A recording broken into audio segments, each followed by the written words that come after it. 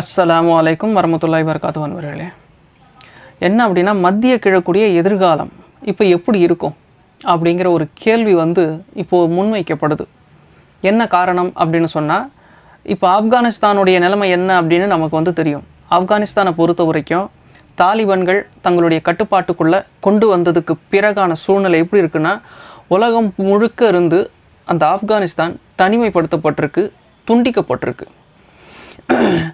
வெளிப்படையான ஆதரவுகள் இனி தாலிபான்களுக்கு கிடைக்குமா அப்படின்னு சொன்னாக்கா அது நிச்சயமாக கேள்விக்குறி தான். இப்போதைக்கு சைனா, ரஷ்யா, பாகிஸ்தான், துருக்கி இது மாதிரியான ஆதரவுகள் கிடைக்குது அப்படின்னு சொன்னாலும் கூட பெரிய அளவில் ஆப்கானிஸ்தானில் எந்த ஒரு மாற்றங்களோ அல்லது வேறு எந்த மாதிரியான ஒரு நல்ல செய்திகளோ நமக்கு கிடைக்காது.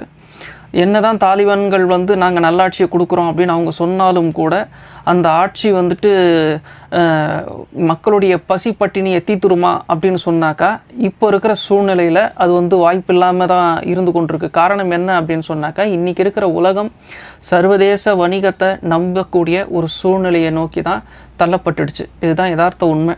சர்வதேச பரிவர்த்தனை, டிரான்சாக்ஷன், இன்டர்நேஷ்னல் டிரான்சாக்ஷன், இந்த ஷேர் மார்க்கெட் இதெல்லாம் நம்பி தான் இன்றைக்கி இருக்கிற உலகமே இந்த குளோபலைசேஷன் மூலிமா இயங்கி கொண்டிருக்கு. அப்போ இது தாலிபான்களை இந்த உலகம் பெரிய அளவில் பக்காவாக திட்டமிட்டு நகர்த்தும் பொழுது, இந்த தாலிபான்களுக்காகவே நகர்த்தப்படும் பொழுது ஒட்டுமொத்த ஆப்கானிஸ்தானுடைய மக்களுடைய கதி என்ன இருக்கும் அப்படின்னு சொல்லி நீங்கள் யோசித்து பார்த்தீங்கன்னு சொன்னால், வெறும் பசி பட்டினி இந்த மாதிரியான ஒரு சூழல் தான் அங்கே உருவாகி இருக்க போகுது.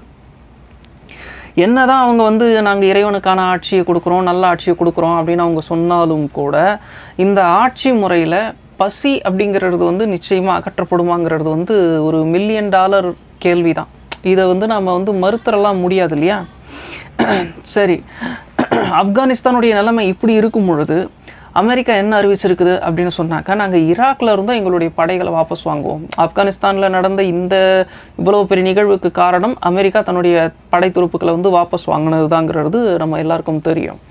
இப்போ என்ன பண்ணியிருக்கிறாங்க அப்படின்னு சொன்னால், இந்த வருஷம் முடிவுக்குள்ளே நாங்கள் ஈராக்கில் இருந்தும் எல்லா படைகளையும் வாபஸ் வாங்கிடுவோம் அப்படின்னு அவங்க சொல்கிறாங்க. அப்போ ஈராக்கில் என்ன நிலைமை அப்படின்னு நம்ம பார்த்தோம் அப்படின்னு சொன்னால், ஈராக்கில் இன்னி வரைக்கும் ஏராளமான வன்முறைகள் அரசாங்கத்துக்கு எதிராக நடந்து கொண்டே இருக்குது. காரணம் என்ன அப்படின்னா, அந்த அரசாங்கம் அப்படிங்கிறது முழுக்க முழுக்க அமெரிக்க கைப்பாவையாக இருந்து கொண்டு இருக்குது. பப்பட் கவர்மெண்ட் அப்படின்னு சொல்லுவோம் இல்லையா, அவங்களுடைய கைப்பிடியில் தான் அந்த அரசாங்கம் ஈராக்கில் இருந்து கொண்டிருக்கு. இப்போ இந்த மாதிரி ஒரு சூழ்நிலையில் அந்த அரசாங்கத்தை பாதுகாக்க வேண்டிய ஒரு பொறுப்பு அமெரிக்காவுக்கு இருந்து கொண்டிருக்கு. அது மக்களுக்கு நல்ல ஆட்சியாக இருந்தாலும் சரி, சரியில்லாத ஆட்சியாக இருந்தாலும் சரி, ஒரு நிர்வாகம்னு ஒன்று உருப்படியாக இருந்து கொண்டிருக்குது. இப்போ இந்த சூழ்நிலையில் ஆப்கானிஸ்தானில் என்ன காரணம் சொல்லிட்டு வெளியேறினாங்களோ அதே காரணம் தான் இப்போ இங்கேயும் சொல்லிட்டு வெளியேறாங்க. நாங்கள் எங்களுடைய வீரர்களை பலி கொடுக்க முடியாது, எங்களுடைய பணத்தை வீணாக தண்ணியாக செலவு பண்ண முடியாது அப்படின்னு. அதே சமயம் ஜோ பைடன் என்ன சொல்கிறாரு அப்படின்னு சொன்னால், இந்த படைகளை நாங்கள் ஏன் மத்திய கிழக்குலேருந்து வாபஸ் எடுக்கிறோம் அப்படின்னு சொன்னால், நாங்கள் சைனாவை நோக்கி போக வேண்டியது இருக்குது, சைனா தான் இப்போது எங்களுடைய உண்மையான எதிரியாக மாறி இருக்குது அப்படிங்கிறது தான் அமெரிக்காவுடைய ஸ்டேட்மெண்ட்டாக இருக்குது. அதாவது இராணுவ ரீதியாகவும் பொருளாதார ரீதியாகவும் சைனா ஒரு பெரிய அளவில் ஒரு சூப்பர் பவராக அமெரிக்காவுக்கு ஈக்குவலாக கிட்டத்தட்ட நின்று இருக்குது, கிட்டத்தட்ட நின்று இருக்குது. ஆகையினால் இப்போ இவங்களுடைய மொத்த கவனமும் என்ன ஆகுது அப்படின்னா, சைனாவை நோக்கி திரும்புது. இப்போ சைனாவை சுற்றி இருக்கிற கடல்களில் இவங்க தங்களுடைய கடற்படையை கொண்டு போய் நிறுத்த வேண்டிய ஒரு நிர்பந்தத்துக்கு, விமானப்படையை கொண்டு போய் அங்கே நிறுத்த வேண்டிய ஒரு நிர்பந்தத்துக்கு அமெரிக்கா ஆளாகியிருக்கிறதுனால, அப்போ இங்கே இருக்கிற விமானப்படை வீரர்கள், கடற்படை வீரர்களை கொண்டு போயிட்டு அங்கே நிறுத்த வேண்டிய ஒரு சூழல் உருவாகுது சைனாவை சுற்றி இருக்கிற இடங்களில். அதனால தான் இப்போ இங்கேருந்து வீரர்கள் வாபஸ் வாங்கி கொண்டு இருக்கிறாங்க. இப்போ இந்த சூழ்நிலையில் இப்போ நம்ம எழுத்தாளர் மதிப்பிற்குரிய சகோதரர் குலாம் முகமது அவர்கள் என்ன சொல்கிறாங்க அப்படின்னு சொன்னாக்கா, அவங்களுடைய அடுத்த குறி இப்போது சவுதியை நோக்கி இருக்குது அப்படின்னு சொல்கிறாங்க. சவுதியில் இருக்கிற அந்த பாதுகாப்பு விஷயங்களை அமெரிக்கா வாபஸ் வாங்குறாங்க அப்படின்னு அவங்க சொல்கிறாங்க. இதை பற்றி நம்ம ஏற்கனவே சவுதியின் எதிர்காலம், அமெரிக்காவின் ராஜதந்திரம்ங்கிற ஒரு வீடியோவில் நம்ம இது சம்மந்தமாக பதிவு பண்ணியிருக்கிறோம். கிட்டத்தட்ட ஒரு 7-8 மாதத்துக்கு முன்னாடியே இது சம்மந்தமாக நம்ம போட்டிருக்கிறோம். சவுதியோடைய விஷயம் வந்து இனி வந்து கேள்விக்குறி தான், சவுதி வந்து இனி நிம்மதியாக இருக்க போகிறது இல்லை அப்படிங்கிற ஒரு விஷயத்தை வந்து அதில் நம்ம ஏற்கனவே பதிவு பண்ணியிருக்கிறோம். என்ன அப்படின்னு சொன்னாக்கா, இப்போ ஜோ பைடன் வந்து என்ன பண்ணுறாங்க அப்படின்னு சொன்னாக்கா, ஏற்கனவே பாதுகாப்புக்காக வைக்கப்பட்டிருந்த ரேடார்கள் எல்லாமே வந்து இப்போ அகற்றப்படுது.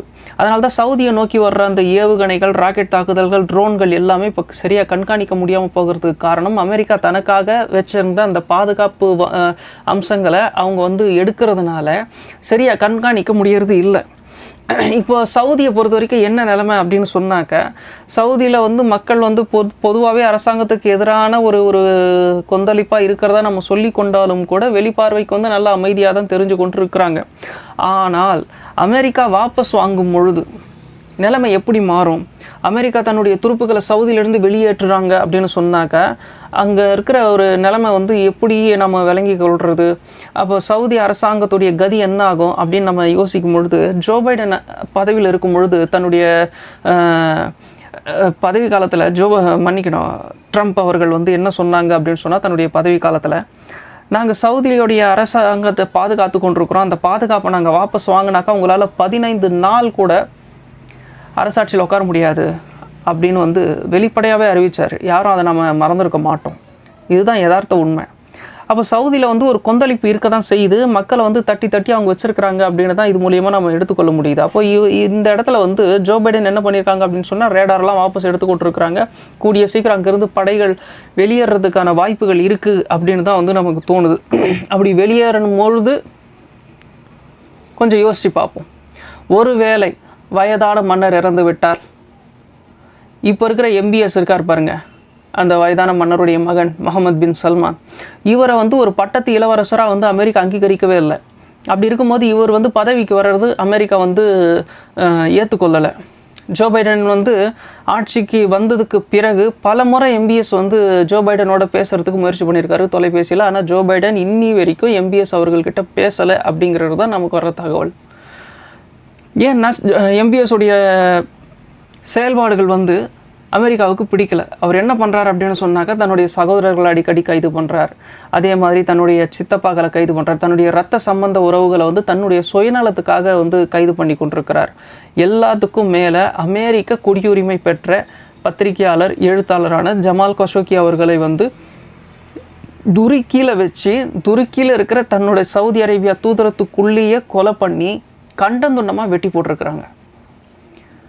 எம்பிஎஸ் அவர்களுடைய நேரடியான உத்தரவின் கீழே இது நடந்திருக்கு. ஆக இதெல்லாம் வச்சு தான் அமெரிக்கா என்ன பண்ணுறாங்க அப்படின்னு சொன்னாக்கா, எம்பிஎஸை வந்து தவிர்க்கிறாங்க. அப்போ சவுதியுடைய எதிர்காலம் வந்து எப்படி இருக்க போகுது அப்படின்னு நம்ம என்ன பார்க்குறோம் அப்படின்னு சொன்னாக்கா, உள்ளுக்குள்ளே ராஜ குடும்பத்திலேயே பெரிய அளவில் வந்துட்டு ஒரு புகைச்சல் வந்து இருந்து கொண்டிருக்கு எம்பிஎஸ்க்கு எதிராக. பெரும்பாலானவங்க எம்பிஎஸ்ஸை விரும்பலை அப்படின்னு தான் நம்ம வந்து கணிக்கிறோம். காரணம் என்ன அப்படின்னா, இவருடைய செயல்பாடுகள் எல்லாமே தன்னுடைய குடும்பத்தாருக்கு எதிராகவே இருக்கிறதுனால தன்னுடைய சுயநலத்துக்காக தானே எல்லா கண்ட்ரோலையும் வச்சுக்கணும், தான் தான் பதவியில் இருக்கணும் அப்படிங்கிற ஒரு செயல்பாட்டிலேயே இவர் செயல்படுறதுனால அந்த குடும்பத்துக்குள்ளேயே பெரிய அளவில் வந்து பிரச்சனைகள் வந்து கொண்டிருக்கிறதா தான் நமக்கு வந்து தெரியுது. இப்போ இந்த சூழ்நிலையில் அந்த வயதான மன்னர் மக்கள் பெருசாக அவரை இப்போ வெளியே பார்க்கறது இல்லை. இந்த சூழ்நிலையில் ஒருவேளை அவர் இறந்து விட்டால் அங்கே சூழ்நிலை என்ன ஆகும்? அமெரிக்க இராணுவம் பாதுகாப்புக்கு வருமா வராதா? அப்படி வந்ததுன்னா யாரை பாதுகாக்கும்? இந்த கேள்வியெல்லாம் வருதில்ல. ஒருவேளை அங்கே இருக்கிற சகோதரர்கள் தங்களுக்குள்ளேயே சண்டையை போட்டுக்கிறவங்களுடைய அந்த முதல் நோக்கம் அதிகாரத்தை பிடிக்கணும். அதிகாரத்தை பிடிச்சிட்டு உலக முஸ்லீம்களுடைய அங்கீகாரத்தை வாங்கணும் அப்படின்னா காபத்துல்லாவை நோக்கி தான் போவாங்க. ஹரம் ஷரீஃபை யார் கையகப்படுத்துவாங்க? சகோதரருக்குள்ளே சண்டை வந்ததுன்னா. நான் என்ன சொல்ல வரேங்கிறது உங்களுக்கு புரியும்னு நினைக்கிறேன். அப்போ இஸ்லாமிய உலகத்தில் ஒரு மிகப்பெரிய பெரிய அளவில் ஒரு பிரச்சனை வெடிக்கிற ஒரு சூழ்நிலை தான் நமக்கு வந்து இப்போ வந்து தெரியுது. எங்கே ஆப்கானிஸ்தான்லேருந்து ஆரம்பித்து இப்போ ஈராக்கை தாண்டி, சிரியாவை தாண்டி, இப்போது ஹரம் ஷரீஃபை தாண்டி, இப்போது பைத்துல் முகத்தஸ் வரைக்கும் பிரச்சனைகள் அப்படியே நூலை தட்டின மாதிரி வரப்போகுது அப்படிங்கிறது தான் நம்மளுடைய கணிப்பாக இருந்து கொண்டிருக்கு. ஆக மத்திய கிழக்குங்கிறது வந்து பெரிய அளவில் ஒரு பிரச்சனைக்குரிய பகுதியாக தான் இனி வரும் காலம் வந்து மாறும் அப்படின்னு தான் நம்ம வந்து கணிக்க வேண்டியிருக்கு. குறிப்பாக எம்பிஎஸ் அவர்களை வந்து உள்நாட்டு மக்களும் அவங்களுடைய குடும்பத்தில் இருக்கிறவங்க கூட பெரும்பாலானவங்க வந்து ஏற்றுக்கொள்கிறது இல்லைங்கிறது தான் யதார்த்த உண்மையாக இருந்து கொண்டிருக்கு. எல்லாத்துக்கும் மேலே இந்த உலகத்தில் இருக்கிற எல்லா நாடுகளையும் யார் அங்கீகரித்தா சரியாக வருமோ அப்படிப்பட்ட அந்த சூப்பர் பவரான அமெரிக்கா இந்த எம்பிஎஸை பற்றின தன்னுடைய அபிப்பிராயத்தை இன்னும் வெளிப்படையாக நல்ல விதமாக சொல்லவே இல்லை. எம்பிஎஸை பொறுத்த வரைக்கும் அங்கே அமைதியாக இருக்காங்க. அவர்கிட்ட பேசுகிறது கூட பெருசாக அவங்க விரும்புறதில்ல. ஆக ஏதோ ஒரு சூழல் வந்து அங்கே சவுதி அரேபியாவில் வந்து நிலவ போகுது அப்படிங்கிறது தான் நம்மளுடைய கணிப்பாக இருந்து கொண்டிருக்கு. இந்த ஹரம்கோ பகுதிகளில் வந்து ட்ரோன் தாக்குதல், ஏவுகணை தாக்குதல்லாம் விழுந்தது அப்படின்னு சொன்னாக்கா அமெரிக்கா உடனே வந்து கொஞ்சம் துடிக்கும் சில மாதங்களுக்கு, சில வருடங்களுக்கு முன்னாடி. ஆனால் இப்போ அந்த துடிப்பெல்லாம் அவங்களுக்கு இல்லை. அது என்ன காரணம் அப்படின்னு சொன்னாக்கா அவங்க வந்து சவுதியை வந்து கைவிடுறாங்க போல் இருக்கு. ஆகையினால கொஞ்சம் அந்த மத்திய கிழக்கில் வந்து அந்த சவுதியில் கொஞ்சம் பிரச்சனை அப்படின்னாலும் கூட மத்திய கிழக்கு முழுக்க அதோடைய தாக்கம் இருக்கும். ஆகையினால இனி வரும் காலம் எப்படி இருக்குங்கிறது நம்ம பொறுத்து தான் பார்க்கணும். அமெரிக்காவுடைய செயல்பாடுகள் எப்படி அப்படிங்கிறது வந்து நம்ம தெரிஞ்சுக்கணும். அப்படின்னா அமெரிக்கா பகிரங்கமாக அறிவித்தா மட்டும்தான் சவுதியோடைய நிலைமையை வந்து நம்ம புரிஞ்சு கொள்ளவே முடியும். இன்ஷால்லா பொறுத்திருந்து பார்ப்போம். குலாம் முகமது அவர்கள் சொன்ன மாதிரி அங்கே எதுவும் பிரச்சனை வருமா அப்படின்னு சொன்னால் நமக்கும் அப்படி தான் தெரியுது. இன்ஷால்லா பொறுத்திருந்து பார்ப்போம். அஸ்ஸலாமு அலைக்கும் வரஹ்மத்துல்லாஹி வபரகாத்துஹு நண்பர்களே.